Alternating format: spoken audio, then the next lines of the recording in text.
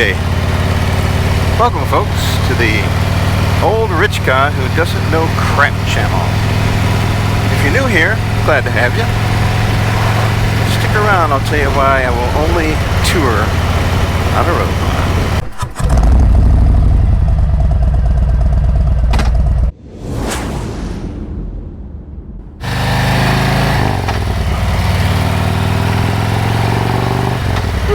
You know, I love getting that hate mail.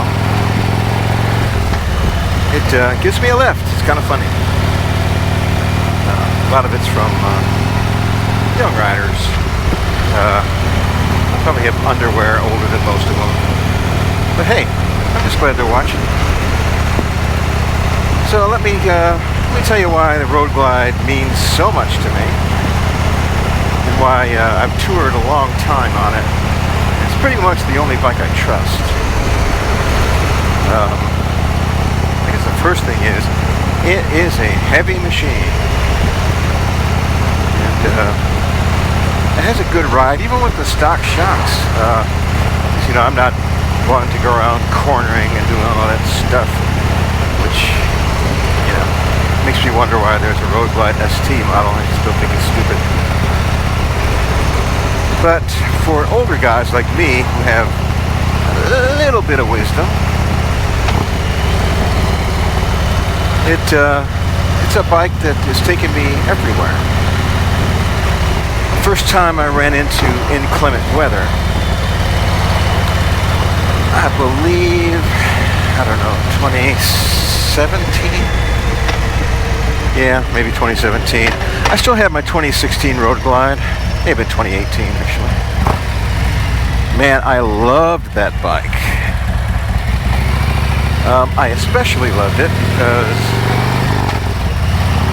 in Texas, I was going down to Houston. My son had just moved down there from New York. And he wanted to show me his new house. And so I rode down there. I was going to take a week's vacation anyway. I thought I'd go see him and his new bride. On the way down there, and those of you who ride Texas can attest to this, sometimes you can get in the middle of nowhere, and I mean nowhere. No overpasses, no bridges.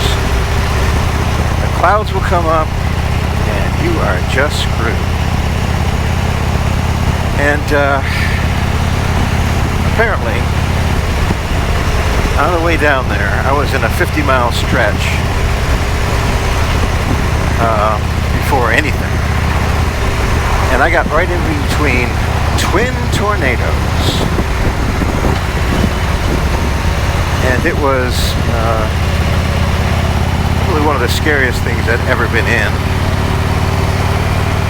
Texas got some pretty scary weather, and this was in May, and apparently, you know,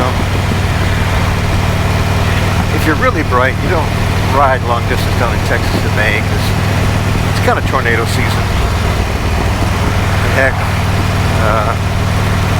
I wanted to see my kid, so down I went, and I was in water, and you know, some of those winds, 60 miles an hour. The rain was horizontal. And I went through that for about 30 miles before I got to some underpasses. These cagers did not want to let me in. And I had to go through 4 or 5 before I snuck into one that had a little bit of room. And then the flooding starts. Well, the flooding got so bad, it started to rise, so I got out of there. I got to the first exit that I could get to. And, well, I started to go slow up this ramp, and I realized the water, my feet are actually underwater, and it's coming up to the intake. And thanks God it didn't actually get to the intake. This damn motor didn't quit. This bike was so heavy, and it was by 2016. It made it through like it was a normal day. And ever since then, I thought, you know, there's no other bike I'm going to trust in inclement weather than the Road Glide. because I could be wrong, but I believe, you know, the Honda Goldwing, which is a great bike, I think they're close to 1,000 pounds, but their motors are very low, and they got opposing 6 cylinders, 3 on each side. That water would have been over that motor. It would have just conked out. Somebody would have had to get towed out of there. But I thank God I had the V-twin. So this was the first of 4 tornadoes that year. The next was sometime, I want to say, it's right before Sturgis, end of June, July. The wife and I were up in mountains, hills of Colorado. The sky got black and it started raining bad, and we had to head for a gas station. We just made it. Got under some gas pumps, sheltered the gas pumps, and watched that sucker go by. We just made it in there because the winds, man, they were tremendous. My road glide didn't even blink. Now for the best one. Going to Sturgis that year, my friend Dave and I, we were staying in Custer actually. And wow, we get up into just before Custer. I forget what road that is going into downtown Custer. I'm old and bad with numbers. But we get 5 miles from Custer and the tornado touched down. The tornado was not but about a mile from us. And we had to just lie down on those bikes. We could barely see. And again, the water was high. And we just crept into Custer. That damn tornado took out the bridge right behind us. So we woke up the next day and there were vehicles in there. The cops had it all roped off. But as we got into Custer, there was just this car wash open. There were some bikes in there. And as we were getting there, this wave of water slammed into me, put me right into a curb, and I laid my bike down. Had no choice. And my friend and I were just soaked. And the folks that were in that car wash came out and helped me pull that bike out of that river. And we stood it up, and we rolled it in. And after it went by, I started that bike right up. Hello, what you doing? Wow, welcome to Florida. 4 tornadoes, 1 season. And it was after that riding season, I told myself I am never getting another bike and touring anything but a road glide. Now when I got my 2020, it had a few other things on it.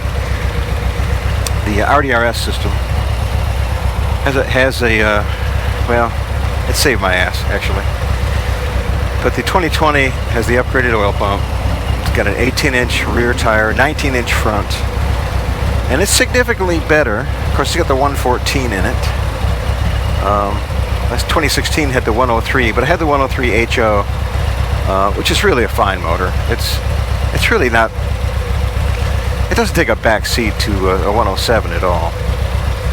They had to put that little stage 2 in it because they knew the 107 was coming out. But my 2020's got a little extra ass, and I did a couple of things to it because here in Florida I had to put a oil cooler fan on it.